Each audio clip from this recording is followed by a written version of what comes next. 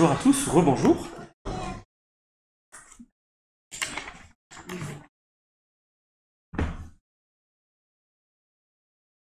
On va prier.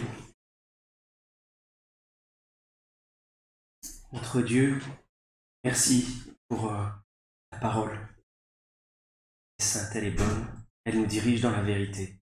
Et je prie que ce matin tu parles à nos cœurs, à tous, nous qui sommes dans cette salle, pour parler à nos enfants aussi. Seigneur, s'il te plaît, fais leur grâce. Moi, et clairement, de ta part. Jésus. Amen. On va reprendre ce matin la première épître à Timothée. On est arrivé au chapitre 2. Le texte qui va nous occuper ce matin s'étend du verset 9 au verset 15. Donc 1 Timothée chapitre 2, versets 9 à 15. Et avant de faire la lecture, je voudrais, en guise d'introduction, dire que c'est un passage très compliqué. Compliqué pour plusieurs raisons. Déjà parce qu'il va présenter des vérités qui vont à l'encontre de ce que le monde enseigne aujourd'hui. Complètement à l'encontre de ce que le monde aime. Alors c'est souvent le cas dans la Bible. On a souvent des enseignements qui contredisent la pensée dominante dans notre société ou dans notre monde. Dans le contexte dans lequel nous vivons aujourd'hui particulièrement, vous allez voir que notre texte peut heurter notre sensibilité, nos pensées, nous prendre un peu à rebrousse-poil. Mais c'est aussi un passage compliqué parce que, en particulier, le dernier verset, le verset 15, présente une difficulté de compréhension. Alors, je pense que je n'aurai pas le temps d'expliquer ce dernier verset ce matin. Je veux m'attarder plutôt sur le contenu des versets 9 à 14 qui présente justement une difficulté par rapport à la pensée du monde. Et comme c'est un texte délicat, je veux prendre un petit peu de temps pour l'expliquer. Donc on va lire 1 Timothée chapitre 2, versets 9 à 15, où l'apôtre Paul, après avoir parlé de la prière, il a dit « Je veux que les hommes prient », et au verset 9, il dit aussi « Je veux aussi que les femmes, vêtues d'une manière décente, avec pudeur et modestie, ne se parent ni de tresses, ni d'or, ni de perles, ni d'habits somptueux, et qu'elles se parent de bonnes œuvres, comme il convient à des femmes qui font profession de servir Dieu. Que la femme écoute l'instruction en silence, avec une entière soumission. Je ne permets pas à la femme d'enseigner, ni de prendre de l'autorité sur l'homme, mais elle doit demeurer dans le silence. Car Adam a été formé le premier, Ève ensuite.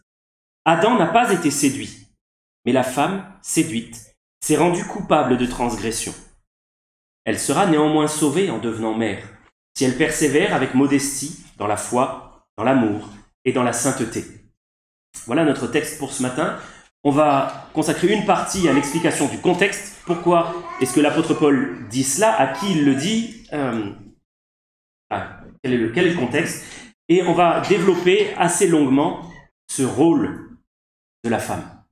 Parce qu'il nous est dit ici des choses que notre société déteste et qu'elle ne peut même pas comprendre. Que la femme écoute l'instruction en silence, avec une entière soumission, et je ne permets pas à la femme d'enseigner. Donc c'est surtout ces versets 11 et 12 qui vont concentrer notre attention ce matin. Et si nous avons le temps, dans une troisième et dernière partie, on essayera d'orienter nos regards vers le verset 15, qui contient une annonce de l'évangile. Eh bien, si on a le temps, je ne suis pas sûr de disposer de ce temps-là. Donc, pour remettre ce texte dans son contexte, l'apôtre Paul a écrit à Timothée cette lettre pour l'encourager. Il avait dit à Timothée, reste à Éphèse, moi je vais continuer mon voyage missionnaire, toi tu vas rester à Éphèse et tu vas t'occuper de l'église. Parce qu'il y a un certain nombre de problèmes dans cette église qu'il faut régler. Il y a des problèmes de l'enseignement, il faut recadrer l'enseignement et qu'il soit véritablement évangélique, fondé sur la bonne nouvelle de Jésus-Christ et non pas sur la loi comme ça l'est aujourd'hui dans cette église. Tu vas voir aussi, Timothée, qu'il y a des problèmes, tu l'as vu même, il y a des problèmes de comportement des chrétiens qui ne s'entendent pas forcément bien les uns avec les autres. Et il y a aussi des problèmes, on peut le comprendre en lisant notre texte ce matin, sur la tenue. Que les uns, les autres, je pense les unes, et les autres, pouvaient revêtir des tenues qui n'étaient pas forcément décentes, et un attachement trop important à l'apparence plutôt qu'aux dispositions du cœur. L'apôtre Paul avait exhorté, ça c'était le début du chapitre 2, à beaucoup prier parce qu'il y a un Dieu dans le ciel, un Dieu qui entend lorsque l'on s'adresse à lui. Et on avait terminé la dernière fois par cette exhortation toute spécifiquement adressée aux hommes, priez, priez. Et là, le texte que nous avons lu ce matin est plus spécifiquement adressé aux femmes, et je précise, aux chrétiennes. Chrétiennes qui sont encouragées à prendre garde aux dispositions de leur cœur plus qu'à leur apparence. Alors, pour ceux qui s'en souviennent, le 19 juin 2022, j'ai eu l'occasion de prêcher sur ce sujet de l'habillement et de l'apparence. Donc, ce n'est pas la partie du texte que je vais développer ce matin, mais donc plutôt sur les versets 11 et 12, et l'explication qui nous est donnée, d'ailleurs, de ce texte, du silence qui est recommandé aux femmes, et de l'interdiction qui leur est faite d'enseigner. Alors, si on trouve un tel texte dans la parole de Dieu, c'est que la question, elle se posait il y a à peu près 2000 ans, quand les premières églises ont été fondées, et qu'on a pu trouver ici ou là, dans différentes assemblées, des femmes qui étaient en position d'autorité. Alors, c'est une question qu'il faut aborder. Il faut l'aborder parce que la Bible en parle, mais il faut reconnaître le problème que ça nous pose aujourd'hui. C'est délicat d'aborder ce sujet-là dans une société qui porte haut certaines valeurs sous l'étiquette féminisme.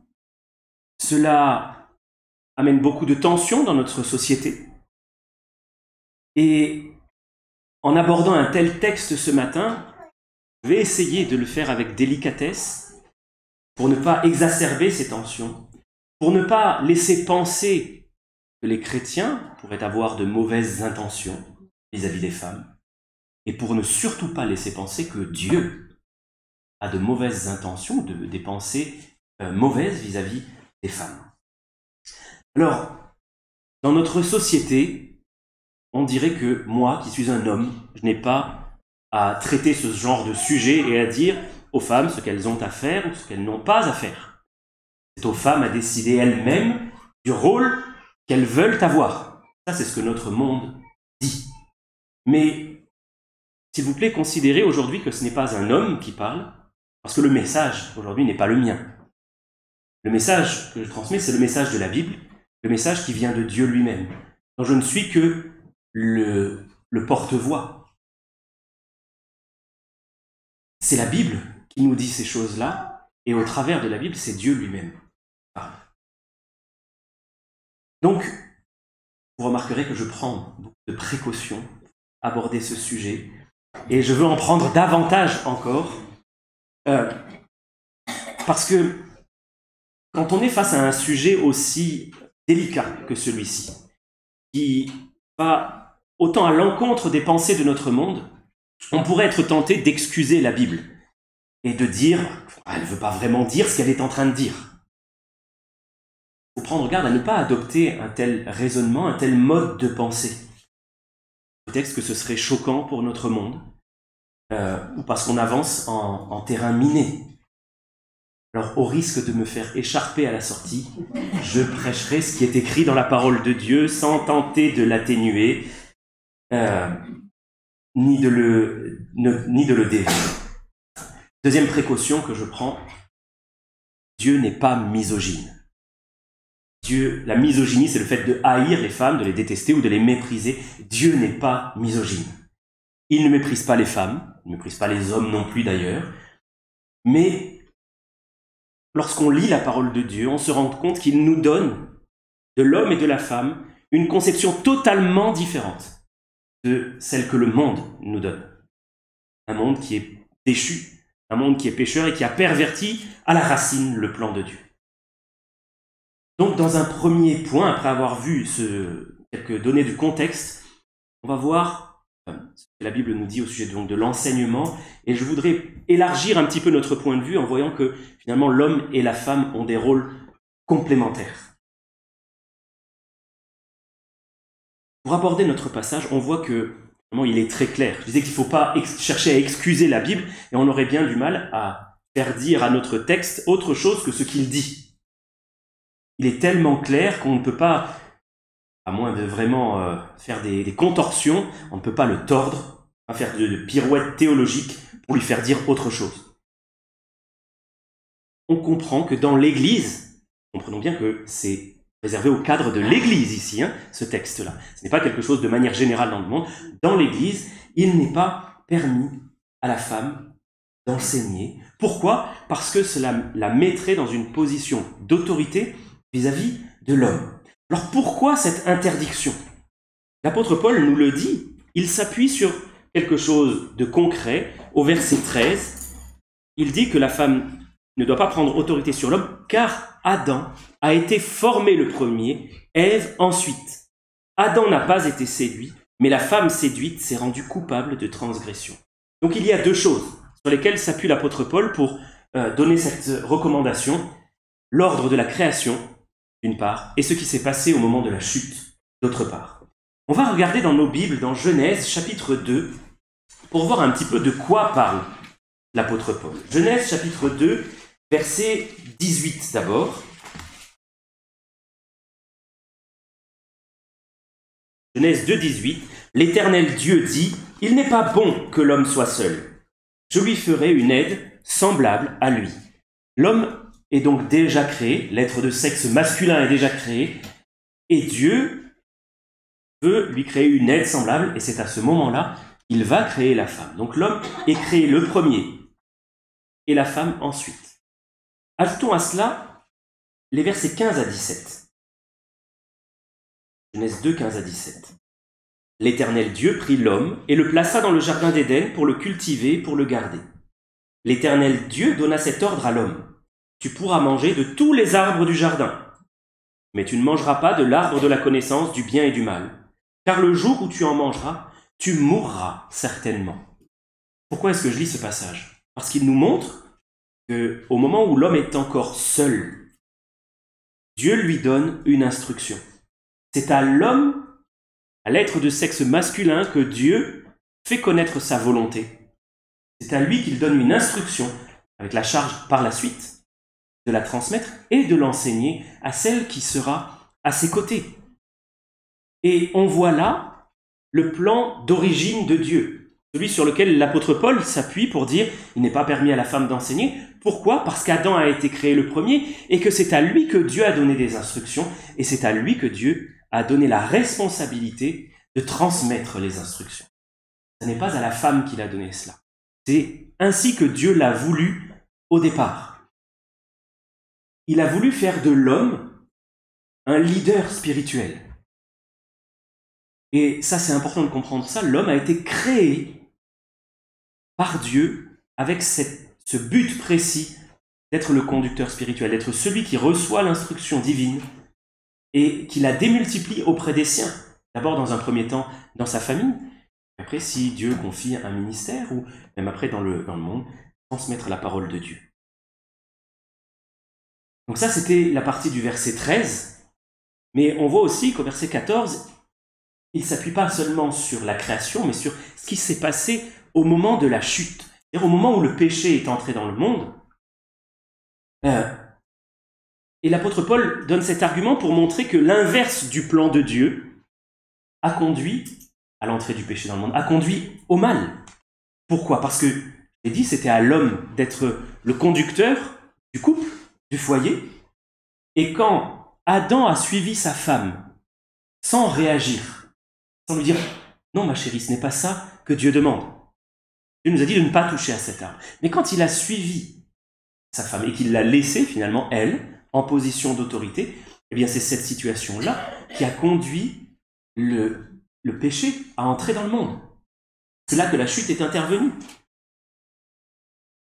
L'apôtre Paul se sert donc de ces deux faits, l'ordre de la création d'une part, ce qui s'est passé à la chute d'autre part, pour l'appliquer spécifiquement à l'Église. Parce qu'il dit que quand la femme enseigne dans l'Église, on se retrouve finalement dans une situation semblable à celle qui a conduit à la chute. Cela renvoie l'image de ce qui s'est passé à la chute, et ça ne renvoie pas l'image du plan originel de Dieu.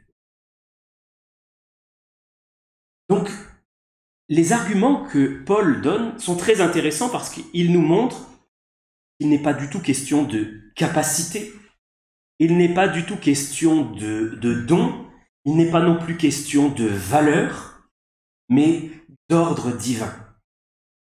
Ce n'est pas que les hommes auraient reçu une compétence que les femmes n'ont pas, mais Dieu a établi un ordre, et c'est sur cet ordre que l'apôtre Paul s'appuie pour donner ses instructions spécifiquement pour l'Église. Et nous, chrétiens, nous qui sommes disciples de Jésus, on a un rôle à jouer en respectant cela, notamment dans l'exercice public du culte. Et puisque c'est à Adam que Dieu a premièrement donné ses instructions avec la mission de les transmettre, c'est à l'homme que revient la responsabilité d'exercer la proclamation publique de la parole de Dieu dans l'Église. Vous aurez peut-être remarqué que j'ai employé plusieurs fois le mot responsabilité. C'est une responsabilité que Dieu confie aux hommes. Et mes frères, levons-nous pour servir le Seigneur, pour prendre à bras le corps cette responsabilité que Dieu nous a donnée, d'être des conducteurs, des leaders spirituels. Alors, en entendant cela, vous allez peut-être me dire, et vous aurez raison, que dans la Bible, il y a des femmes qui ont été d'une certaine position d'autorité. Il y a eu des femmes prophétesses. L'exemple que l'on entend le plus souvent, c'est la prophétesse Déborah dans le livre des Juges. Il y en a une autre qui a été nommée, la prophétesse Hulda. Et c'est vrai, c'était des femmes qui étaient proches de Dieu, qui étaient vraiment en communion avec le Seigneur, qui entendaient le message divin. C'était aussi des femmes qui étaient sages et qui étaient reconnues parmi le peuple pour cette sagesse. Mais remarquez bien que lorsque ces femmes sont nommées et mises en avant dans la parole de Dieu, c'est qu'il y a souvent une raison: les hommes n'ont pas pris leur responsabilité. La prophétesse Déborah était là en un temps où personne ne se levait parmi les hommes pour enseigner la parole de Dieu, pour la proclamer, pour la mettre en pratique. Et d'ailleurs, le juge que Dieu a choisi à ce moment-là, Barak, était un homme tellement craintif qu'il n'osait rien faire. Il y a besoin d'hommes courageux.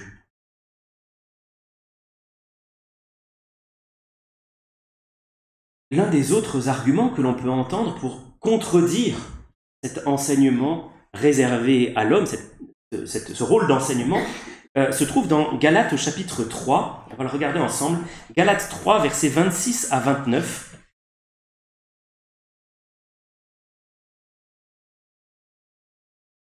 Galates 3, 26 à 29, où la parole de Dieu dit « Vous êtes tous fils de Dieu par la foi en Jésus-Christ. Vous tous qui avez été baptisés en Christ, vous avez revêtu Christ. Il n'y a plus ni juif, ni grec.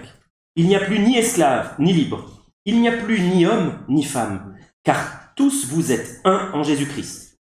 Et si vous êtes à Christ, vous êtes donc la descendance d'Abraham, héritier selon la promesse. »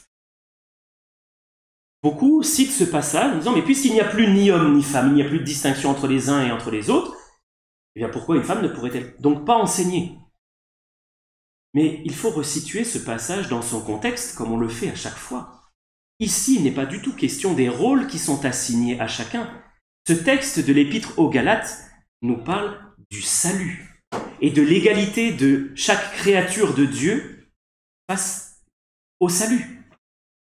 Face au salut et face à la perdition. Hommes et femmes sont totalement égaux. Juifs et Grecs, païens, sont totalement égaux. Esclaves et hommes libres sont totalement égaux. Nous sommes tous égaux dans la perdition. Nous sommes tous soumis au péché. Mais en Jésus-Christ, nous avons absolument le même privilège, la même libération, la même rédemption, le même salut. Et c'est ce que ce passage de Galates nous dit. Il n'est pas du tout question dans ce passage de l'exercice de certaines responsabilités et des rôles différents que Dieu assigne à l'homme ou à la femme. Et c'est pour ça qu'il faut bien prendre garde à avoir les passages dans leur contexte.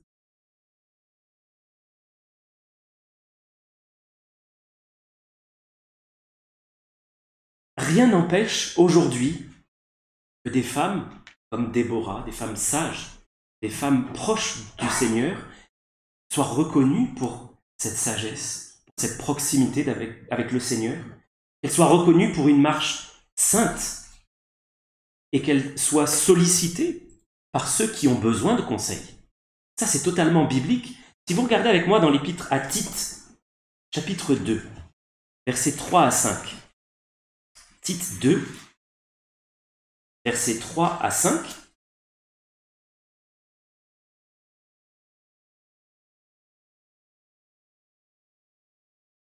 Dit que les femmes âgées doivent avoir l'extérieur qui convient à la sainteté, n'être ni médisantes, ni à donner aux excès du vin.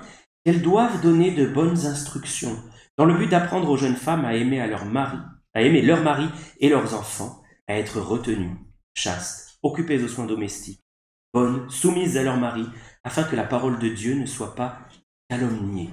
Il est question ici de femmes qui sont reconnues pour leur marche avec le Seigneur et qui sont sollicitées pour donner de bons conseils, en particulier à celles qui en ont besoin. Pourquoi ? Pour que la parole de Dieu ne soit pas calomniée, qu'on n'en dise pas du mal. Rien n'empêche une femme d'encourager son mari à prendre ses responsabilités. Il s'agit là d'une responsabilité spécifiquement féminine, que d'encourager l'homme à prendre ses responsabilités, mais de quelque chose d'extrêmement délicat. Parce qu'en encourageant son mari, il ne faudrait pas l'auto. La place qu'a mon épouse dans mon ministère est très importante. Régulièrement, elle me soutient, elle m'encourage à faire la volonté de Dieu, sans chercher à me conduire ou me diriger, genre, tu pourrais prendre tes responsabilités quand même. Non. Mais avec bienveillance, elle cherche à m'encourager, à me fortifier, à me remonter le moral aussi. Que je puisse faire ce que Dieu me demande. Donc, c'est bien dans l'exercice public du culte que notre passage s'applique. Si vous voulez regarder toujours dans 1 Timothée, mais cette fois-ci au chapitre 3, et à partir du verset 14, 1 Timothée 3, à partir du verset 14, l'apôtre Paul a donc donné une longue liste de recommandations à Timothée, dont celle que nous venons de lire, et il dit « Je t'écris ces choses avec l'espérance d'aller bientôt vers toi, mais si je tarde, tu sauras comment il faut se conduire dans la maison de Dieu, qui est l'église du Dieu vivant, la colonne et l'appui de la vérité. » Donc, toutes ces instructions, elles sont données pour que Timothée puisse dire à l'Église comment il faut se conduire dans la maison de Dieu. Parce que la façon dont nous nous conduisons lorsque nous sommes assemblés est un témoignage de la vérité. C'est quelque chose qui, comme une colonne, porte haut la vérité. Et c'est pour ça que cette image de l'homme qui enseigne est très importante. Parce qu'elle communique une vérité au sujet de la parole de Dieu, un ordre divin. Alors, je suis désolé, je vais employer des gros mots, parce que notre texte parle aussi de silence et de soumission, et il l'applique spécifiquement à la femme. Désolé pour ce qui apparaît aujourd'hui dans le langage courant. Deux gros mots, surtout si on les associe avec une femme, silence et soumission, mais néanmoins, n'excusons pas la parole, ces mots-là se trouvent dans la Bible. Je veux insister un tout petit peu là-dessus pour expliquer qu'il ne s'agit ni d'un silence ni d'une soumission absolue. On va regarder ensemble un autre passage plein de gros mots dans 1 Corinthiens 11, versets 3 à 9. 1 Corinthiens 11, versets 3 à 9.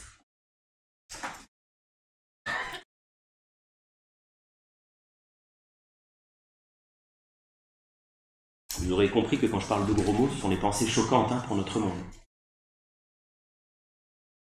Je veux cependant que vous sachiez que Christ est le chef de tout homme, que l'homme est le chef de la femme, et que Dieu est le chef de Christ.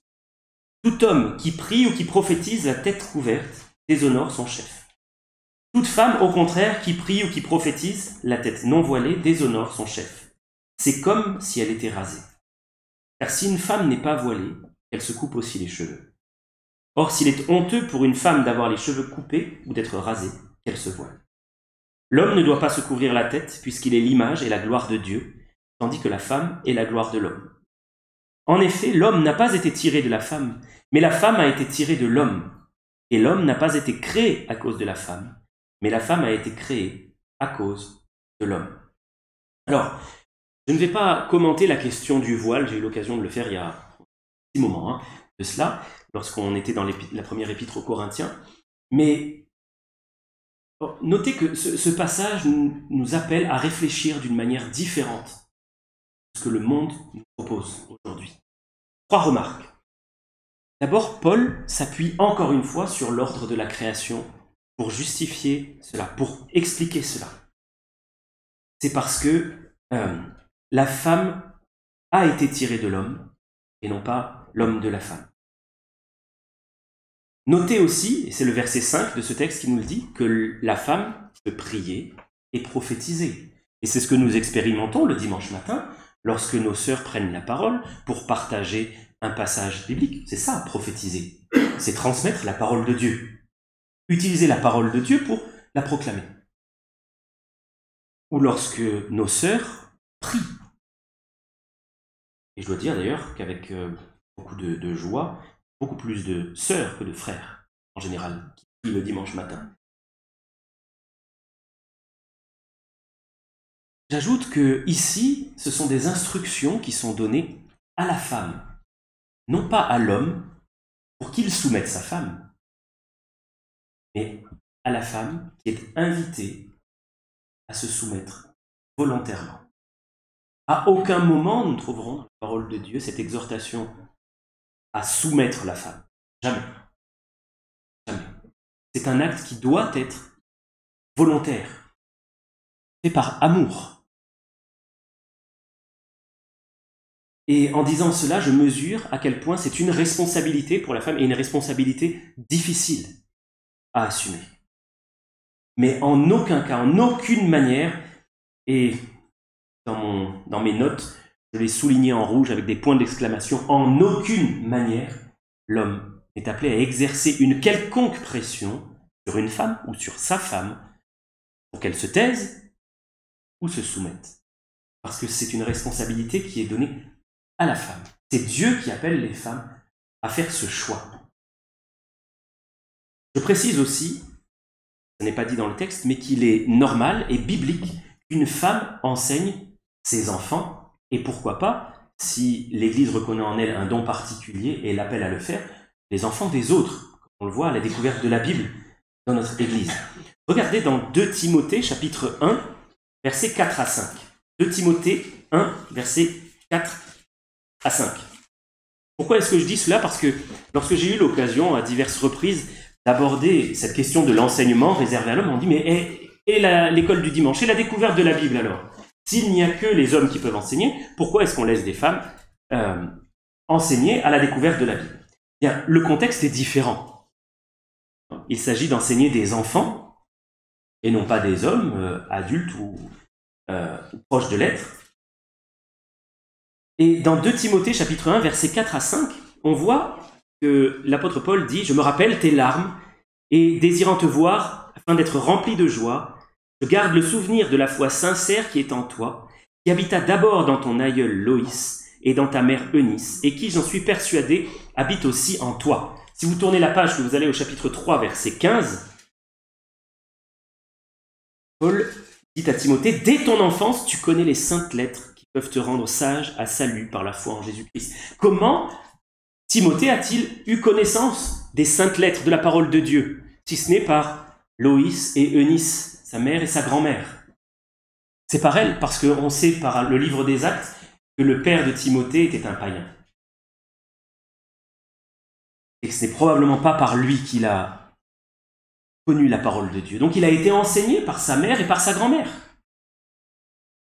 Et combien d'hommes et de femmes ont reçu par leur maman un impact, mais éternel, en voyant la piété d'une maman.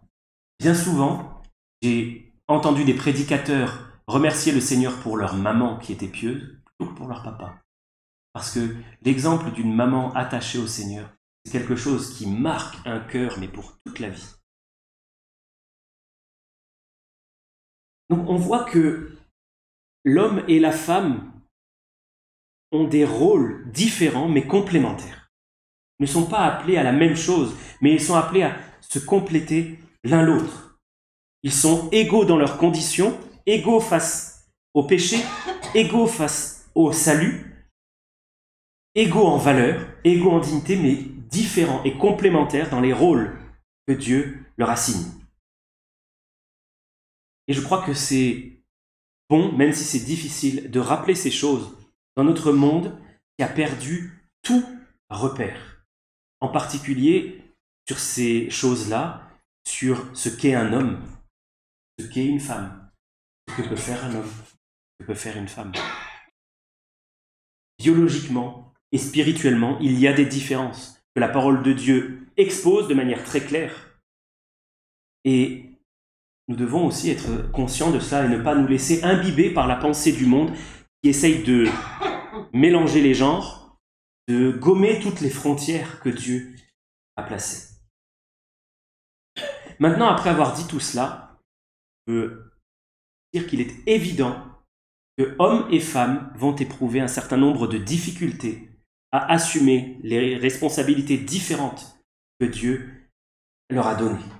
Parce que le péché a apporté la malédiction dans ce monde et la plus grande des difficultés à faire la volonté de Dieu, de telle sorte que maintenant nos cœurs sont habités par des désirs qui ne viennent pas de Dieu. On peut éprouver de la paresse lorsqu'il s'agit de prendre notre responsabilité, de la peur. On peut être habité par un désir de domination, homme ou femme d'ailleurs. Et c'est pour ça que, qu'on soit homme ou qu'on soit femme, on va éprouver un certain nombre de difficultés à assumer le rôle que Dieu nous donne. Mais puisque notre texte ce matin s'adresse plus spécifiquement aux femmes, c'est plus spécifiquement à vous, mesdames et mes sœurs, que je voudrais adresser un mot d'encouragement et d'exhortation.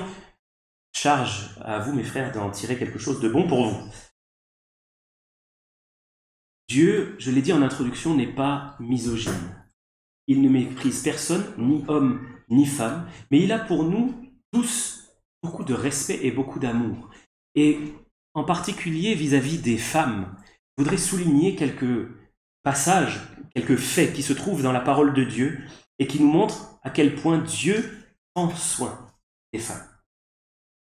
Notez qu'on n'a pas le temps de lire tous les passages, mais dans la loi, les 5 premiers livres de la Bible en particulier, Dieu donne des lois spécifiques pour protéger les femmes d'hommes abusifs, d'hommes qui voudraient se servir de la femme comme d'un objet de plaisir, de convoitise, la prendre, se marier avec elle, puis la rejeter, lorsqu'elle ne convient plus, lorsqu'elle n'est plus au goût du mari.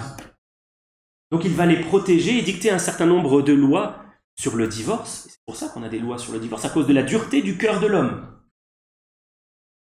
Il protège les femmes aussi face à l'infidélité de leur mari, au fait que certains hommes convoitent plusieurs femmes et se marient avec plusieurs femmes à la fois. Dieu donne des lois aussi pour protéger le corps des femmes, pour protéger leur virginité. Il énonce des sanctions contre l'homme qui violerait ou qui volerait la virginité d'une femme, sans qu'elle soit destinée à être son épouse. Notez aussi que notre société a tendance à faire de la femme un objet de plaisir et de convoitise. Il édicte des lois qu'on appelle la mode, dans comment la femme devrait s'habiller. Référence court et léger. Il incite la femme à se maquiller, à se parer. Pourquoi ? Pour plaire. Si elle ne fait pas cela, et derrière il y a cette menace, mais si tu ne fais pas cela, tu ne vas pas plaire. remarquez à quel point Dieu prend soin d'ôter ce fardeau des épaules des femmes, en leur disant dans le texte qu'on a lu ce matin, mais ne vous parez pas d'habits somptueux, de tresses, d'or, de bijoux, tout ça. Non, cherchez la pureté du cœur, des motivations pures et un cœur saint, dirigé vers de bonnes œuvres. En faisant cela, Dieu protège doublement la femme. Il lui ôte ce poids de la société, de l'apparence. Il faut que la femme ressemble à ceci, à cela, et pour être dans les standards qui plaisent à la majorité des hommes. Mais il permet aussi à la femme, lorsqu'elle suit ces recommandations, d'être protégée parce que une femme qui va s'attacher au Seigneur, plus qu'à son apparence, aura davantage de chances d'attirer un homme proche du Seigneur et attaché à de véritables valeurs qu'un homme qui est attiré par le brillant, le beau, le séduisant. Et donc c'est une manière aussi de protéger les femmes. Notez qu'il donne aux hommes, Dieu donne aux hommes une responsabilité importante, celle de conduire et de diriger pour que les femmes en soient déchargées, pour qu'elles n'aient pas à se soucier de tout ça.